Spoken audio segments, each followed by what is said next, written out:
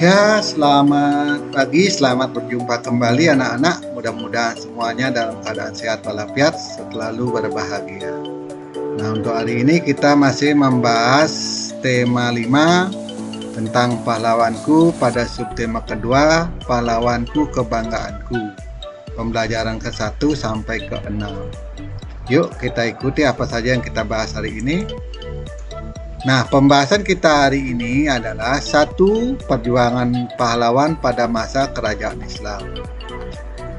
Yang nomor 2 tentang pemantulan cahaya. Pembahasan ketiga mengenai alat optik. Nomor 4 hubungan simbol dengan makna sila kelima dari Pancasila. Pembahasan kita kelima, penerapan sikap kepahlawanan sesuai dengan sila kelima. Pembahasan ke-6, menulis serta mempresentasikan informasi dari teks. Yang terakhir, mengatur tempo, membaca ketukan pada notasi angka. Itulah pembahasan kita hari ini. Yuk kita mulai dari pembahasan yang pertama. Nah, perjuangan pahlawan pada masa kerajaan Islam. Ini nomor 1 ada namanya Sultan Babullah dari Kerajaan Ternate. Beliau memimpin Kerajaan Ternate dari tahun 1570 sampai 1583. Beliau juga bergelar adalah penguasa atas 72 pulau. Nah, inilah masjid peninggalan Kerajaan Ternate, ya, masih berdiri megah sampai saat ini. Ya, itu. Nah, terus selanjutnya yang kedua ada namanya Sultan Agung dari Kerajaan Mataram. Sultan Agung adalah raja ketiga yang memimpin dari tahun 1613 sampai 1645. Beliau membawa Mataram ke puncak kejayaannya. Beliau juga melakukan penyerangan terhadap Belanda. Berarti dari zaman kerajaan dulu sudah ada penjajahan dari Belanda. Raja-raja pada saat itu sudah mulai melakukan perlawanan bahwa bangsa kita tertindas oleh penjajahan Belanda. Dari zaman kerajaan sudah ada perlawanan begitu. Itulah pahlawan Sultan Agung dari Kerajaan Mataram pada saat itu. Nah, ini ada masjid namanya Masjid Kota Gede di Yogyakarta, peninggalan Kerajaan Mataram. Sekarang pun masih ada ya, Masjid Kota Gede yang berada di kota Yogyakarta. Kita lanjutkan. Nah, sekarang ada pemantulan cahaya. Nah, sebelumnya kita telah pelajari tentang cahaya, sifat-sifat cahaya. Sekarang ada pemantulan cahaya. Pemantulan cahaya yang teratur. Pemantulan cahaya teratur ini sudah kita pelajari apabila cahaya itu mengenai permukaan yang datar, sehingga pemantulnya teratur. Contohnya cermin datar dan permukaannya air tenang. Ya, cermin datar, permukaan air tenang, berarti tidak bergelombang dia. Cahayanya akan memantul teratur. Kemudian ada pemantulan cahaya yang tidak teratur. Pemantulan cahaya yang tidak teratur ini apabila cahaya itu mengenai permukaan benda yang tidak datar atau bergelombang. Contohnya permukaan jalan berbatu. Nah, contoh pemantulan cahaya teratur yang lain yaitu pemantulan teratur pada cermin. Nah, ini cerminnya kelihatan di sini ya. Ya, berarti sama, posisinya sama jadinya kelihatannya. Cuma dia akan terbalik. Jadi posisinya sama, akan terbalik. Ini lagi yang nomor di sampingnya ini pemantulan teratur pada permukaan air danau yang tenang. Selama air danau tenang ini, maka gunung ini akan kelihatan di danau gambarnya sama persis seperti gunung. Begitu juga pada cermin ini. Jadi kalau air danau nanti bergelombang, ada saat ada angin yang keras, jadi gambar gunungnya tidak akan terlihat seperti gunung aslinya, dia akan bergelombang-gelombang juga gambarnya. Begitu. Kita lanjut. Nah, ini contoh pemantulan cahaya yang tidak teratur. Nah ini kan, ini airnya bergelombang, air pantai atau air laut bergelombang, maka gambar perahu ini kelihatannya bergelombang-gelombang, tidak seperti aslinya perahu gitu. Pemantul tidak teratur pada permukaan air yang bergelombang, ya kan? Nah ini, jadi dia akan bergelombang juga gambar perahu ini, tidak seperti aslinya. Itu. Nah, ini pemantulan tidak teratur pada permukaan air yang bergelombang juga. Nah seperti ini kan, ini gambarnya kan mulus. Nah ini menara ini mulus, tapi begitu dipantulkan cahayanya ke air yang bergelombang, maka menara ini kelihatan seperti ini, tidak teratur seperti aslinya. Itu anak-anak yang tidak teratur ya. Sekarang kita lanjut lagi. Nah, mengenailah alat optik. Nah, apa itu alat optik? Nah, alat optik contohnya satu ada namanya loupe. Gunanya loupe untuk apa? Untuk memperbesar suatu benda. Loupe akan membiaskan cahaya. Loupe membantu kita melihat benda-benda berukur kecil. Nah, ini lensa loupe ini ya. Ini kalau kalian menggunakan lensa loupe, melihat benda-benda yang sangat kecil pun jarum itu akan kelihatan gede atau besar.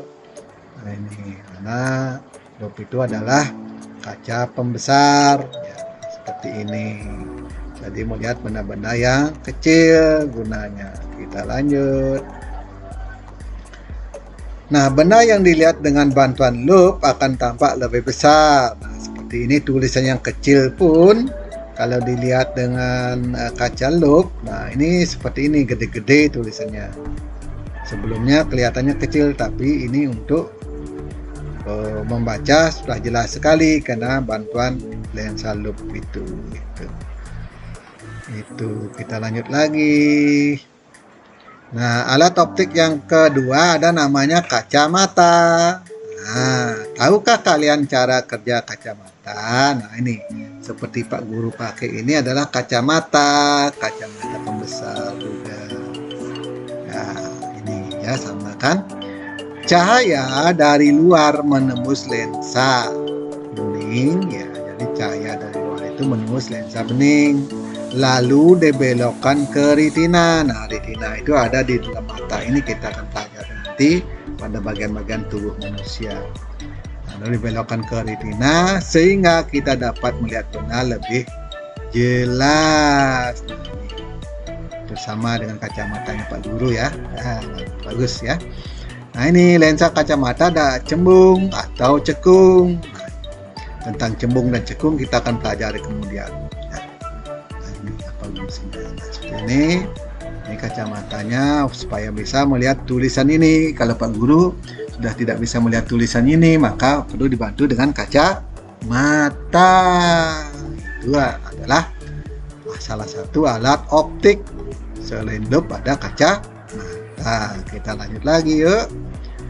Nah, alat optik yang ketiga ada namanya mikroskop. Nah, mikroskop adalah dapat memperbesar bayangan sampai 100 kali lipat. Nah, 100 kali. Jadi kalau mikroskop cahaya, nah ini untuk melihat, misalnya ini melihat meneliti virus atau mikropita seperti itu ya. Yang sangat kecil di bawah mikron, dia sangat kecil sekali sehingga kelihatan jadi virusnya. Mikroskop untuk melihat benda-benda yang sangat kecil sekali ya. Nah, ini juga namanya alat optik ya. Kita lanjut lagi. Nah, seperti ini alat di laboratorium itu seperti ini ya. Nah, ini sekali dilihat dengan SEM juga seperti ini. Nah, Disebut sari, bisa dilihat apa isinya seperti itu. Nah, ini bisa dilihat sebut sari. Scanning mikroskop elektro. Nah, SEM itu kepanjangannya scanning mikroskop elektron. Nah, ini untuk melihat benda-benda elektron. Mikroskop untuk mengamati benda-benda yang sangat kecil. Nah, ini namanya alatnya SEM, scanning mikroskop elektron, untuk melihat elektron. Nah, ini di alat-alat laboratorium seperti ini. Yuk kita lanjut lagi. Nah, sudah sampailah materi yang berikutnya, itu hubungan simbol dengan makna sila kelima Pancasila. Ini simbolnya Pancasila yang kelima, yaitu sila yang kelima, yaitu padi dan kapas. Ini padi, ini kapas. Simbol sila kelima adalah padi dan kapas. Arti simbol ini adalah menggambarkan kebutuhan dasar manusia, yaitu pangan dan sandang. Pangan itu padi, arti pangan itu kapas, adalah simbol dari sandang. Sandang itu pakaian. Jadi kebutuhan pokok manusia adalah sandang dan pangan.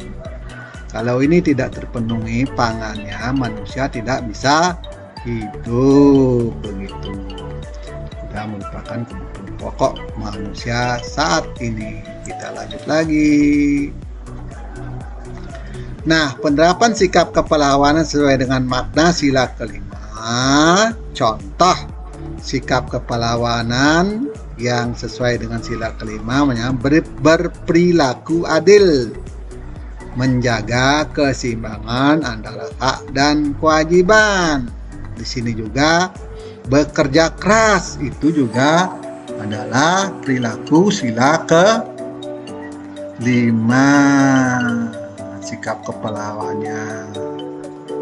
kepahlawanannya seperti itu, berperilaku adil, menjaga keseimbangan antara hak dan kewajiban, juga bekerja keras. Nah, seperti itu. Itu adalah pengamalan sila kelima dari Pancasila, yaitu keadilan sosial bagi seluruh rakyat Indonesia.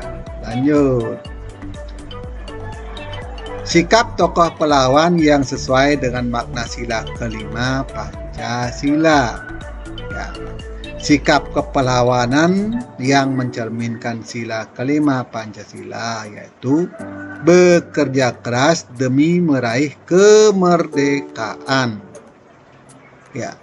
Nomor 2, menjunjung tinggi keadilan. Nomor 3, selalu mengutamakan kepentingan negara di atas kepentingan pribadi. Jadi kepentingan negara diutamakan, kepentingan umum diutamakan dari kepentingan pribadi kita. Kemudian nomor 4, berjuang membantu rakyat yang sedang dijajah. Tuh. Kemudian yang 5, bergotong royong bersama rakyat demi meraih kemerdekaan. Nah, ini seperti ini gambar I Gusti Ketut Jelantik berjuang melawan penjajah Belanda untuk mempertahankan wilayah kerajaan Buleleng. Nah, ini ada sama itu ya. I Gusti Ketut Jelantik dari Buleleng, Bali. Sekarang adalah Singaraja. Yuk kita lanjut lagi. Nah, sikap pahlawan dan pengaruhnya bagi masyarakat. Pahlawan dan pengaruh bagi masyarakat yaitu tokoh nasional yang mengusulkan dasar negara Indonesia, yaitu Pancasila. Inilah beliau ini.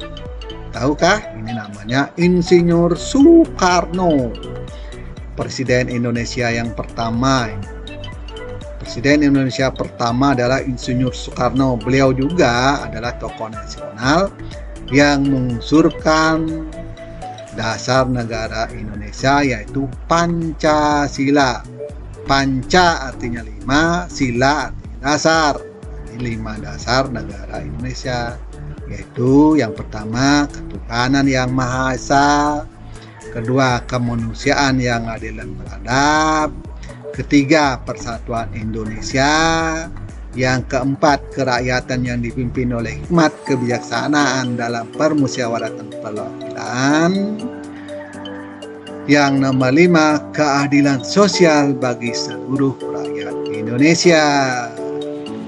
Salah satu tokoh yang memproklamasikan kemerdekaan bangsa Indonesia pada tanggal berapa? Pada tanggal 17 Agustus tahun 1945.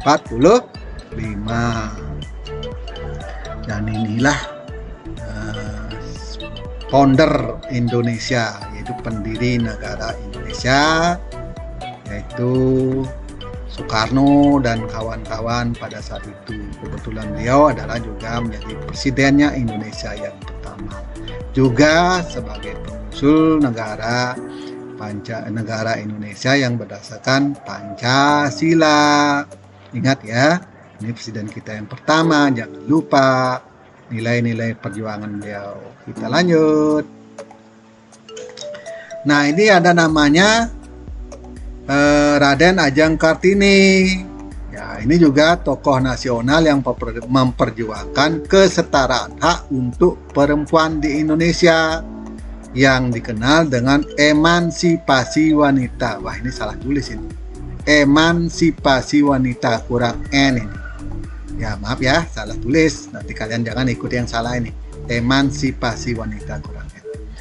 Emansipasi wanita adalah proses pelepasan diri para wanita dari kedudukan sosial ekonomi yang rendah atau dari pengekangan hukum yang membatasi kemungkinan seseorang wanita untuk berkembang dan maju di segala bidang dalam kehidupan masyarakat.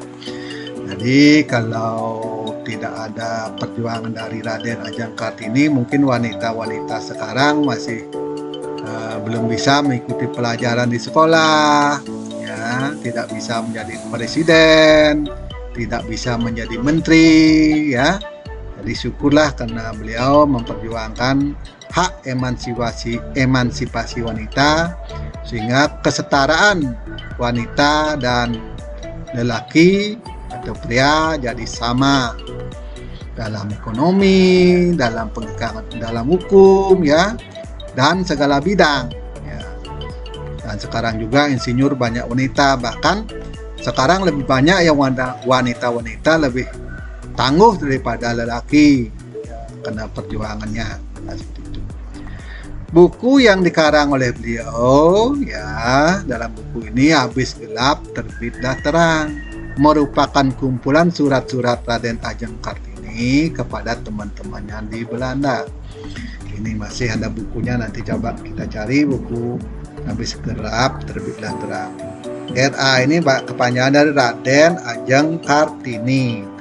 Nah, ini tanggal 21 April diperingati sebagai Hari Kartini, hari kelahirnya beliau diperingati sebagai Hari Kartini. Dan lagunya juga ada lagu Ibu Kita Kartini. Masih ingat anak-anak di TK lagu Raden Ajeng Kartini?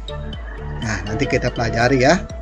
Nah, kita cari dulu. Carilah informasi tentang tokoh nasional dan pengaruhnya bagi masyarakat pada saat itu hingga saat ini. Nah, banyak tokoh-tokoh nasional yang perlu dicontoh, ya, perlu ditiru, perilaku dan perjuangannya, sehingga kita juga bisa sukses seperti beliau-beliau di masa lalu. Dan sekarang adalah mempertahankan perjuangan-perjuangan beliau sehingga negara Indonesia yang berdasarkan Pancasila tetap ajak sampai di akhir zaman. Kita lanjut. Nah, sampailah pada materi menuliskan informasi dari teks pada tabel.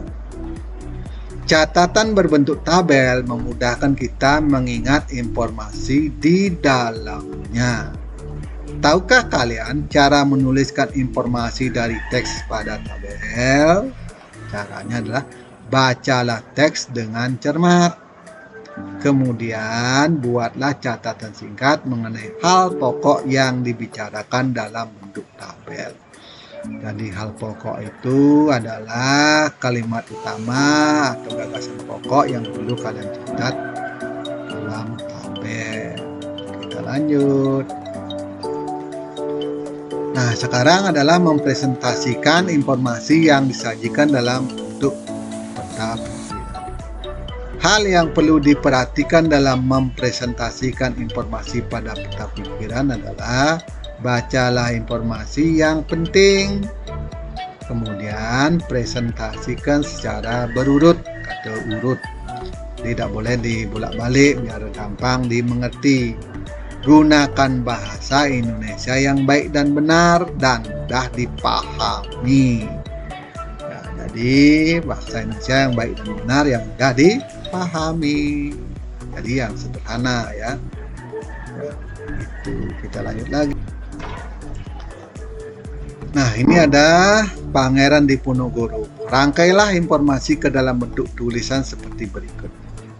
Nah, Pangeran Diponegoro lahir 11 November tahun 1785 di Yogyakarta.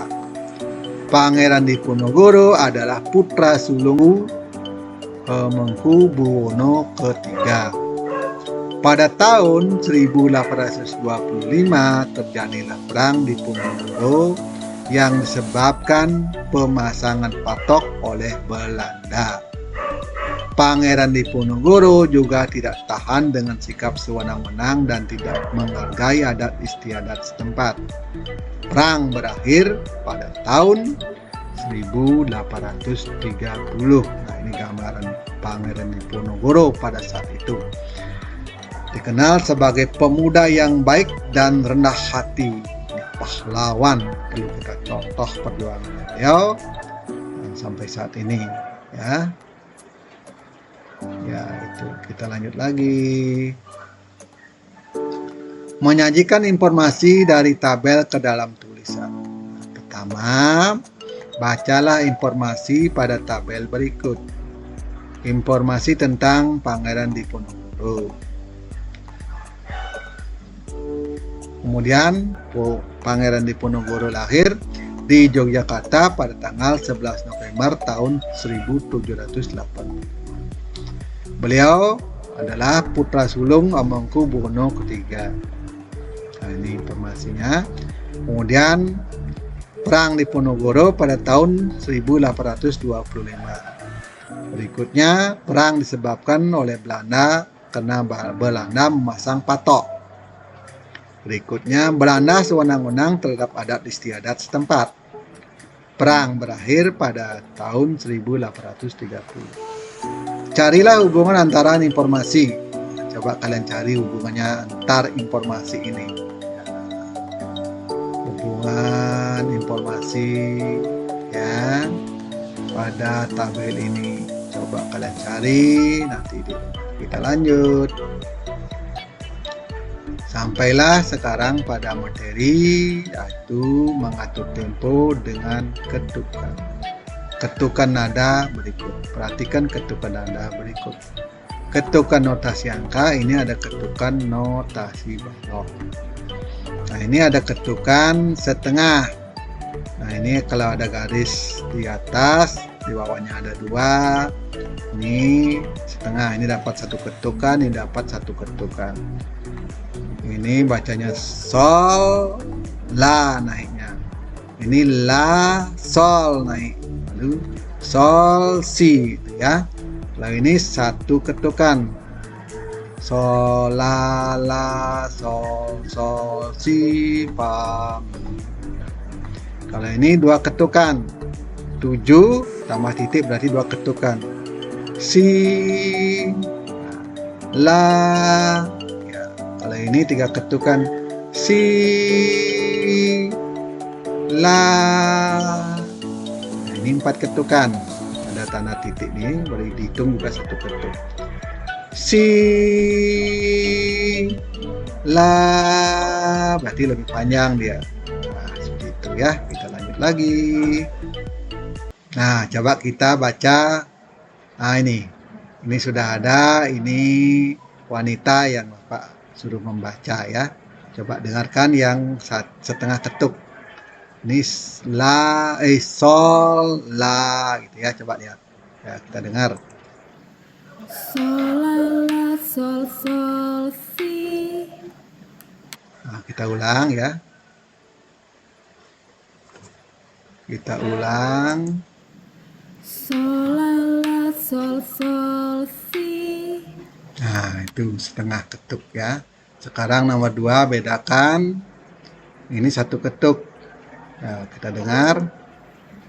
Sol, la, la, sol, sol, si, fa, mi. Nah, itu satu ketuk masing-masing. Coba ulang lagi biar kita jelas. Sol, la, la, sol, sol, si, fa, mi. Ya, paham kan? Sekarang yang 2 ketuk. Nah, kita dengarkan. Si, la. Nah, ini 2 kali ya, 2 ketuk dia. Nah, coba ulang lagi sekali yang 2 ketuk. Si, la. Ya, sekarang yang 3 ketuk. Si, la. Ya, gitu ya. Coba ulangi. Si, la. Ya, sekarang yang 4 ketuk. Perhatikan baik-baik. Yang 4 ketuk lebih panjang. Si, la. Ya, itu teratur ya, bentuknya teratur seperti itu ya. Kita lanjut lagi. Cara membuat ketukan dengan bertepuk tangan. Prok, prok, prok. Nah, seperti ini. Ini harus teratur juga, nah, ya seperti itu. Ya. Ini not setengah harus menghitung 1 sampai 2 baru berhenti. Nah, kita praktekkan. Kalau di materi seperti ini tidak bisa kita praktekkan, hanya bisa memberikan arahan saja. Nanti kalau udah tatap muka baru kita belajar menghitung dengan tepukan tangan. Begitu ya anak-anak. Nah, kita lanjut aja dulu ya. Nah, kita menyanyikan lagu Maju Tak Gentar sekarang dengan berkelompok menyanyikan lagunya tuh Maju Tak Gentar diiringi dengan tepuk tangan. Nah, nanti kita coba ya praktek di kelas ya. Ingat tinggi rendahnya nada lagu tersebut. Tinggi rendahnya lagu tersebut masih ingat ya? Itu masih ingat anak-anak ya. Kemudian menyanyikan lagu tersebut bersama kelompokmu dengan suara lantang. Nah, yang mana tinggi, mana rendah kita tahu ya. Kita lanjut lagi. Nah, kita nyanyikan lagunya dengan melodinya. Yuk kita dengarkan Pak Guru nyanyi. Pak Guru udah rekam ya. Ya, anak-anak, marilah kita bernyanyi menyanyikan lagu Maju Tak Gentar. Ini lagu karangan C. Simanjuntak. Matnya 4/4, Marsya artinya cepat dalam barisan. Nah, kita mulai ya. Maju tak gentar membela yang benar. Maju tak gentar hak kita diserang. Maju serentak mengusir penyerang. Maju serentak tentu kita menang. Bergerak, bergerak serentak, serentak menerkam, menerjang, terjang. Tak gentar, tak gentar menyerang, menyerang. Majulah, majulah menang. Nah, itu lagunya ya. Sekarang coba dengan notasi angkanya. Ya, sekarang kita coba menyanyikan lagu Maju Tak Gentar melalui notasi angka. Ya, seperti nada yang ada di atas yang telah kita pelajari tadi ya. Sekarang kita mulai. Sol, mi, sol, do, mi, re, do, la, sol. Pa, re, pa, sol, si, re, do, re. Sol, mi, sol, do, mi, re, do, la, sol. Pa, re, pa, sol, si, re, pa, mi, re, do. Do, si, la, pa, mi, re, do. Mi, re, do, si, do, re, pa, mi. Do, si, la, pa, mi, re, do. Mi, re, do, si, do, re, mi, do. Ya, itulah lagunya. Nah, nanti kita pelajari sama-sama ya. Nah, sampailah pada evaluasi, yaitu sebutkanlah tiga jenis alat optik. Nomor 2, siapakah pengarang lagu Maju Tak Gentar? Nomor 3, apakah nama buku karangan Raden Ajeng Kartini? Nomor 4, apakah yang dimaksud dengan emansipasi wanita?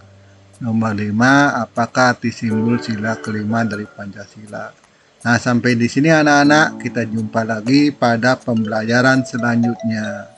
Dah.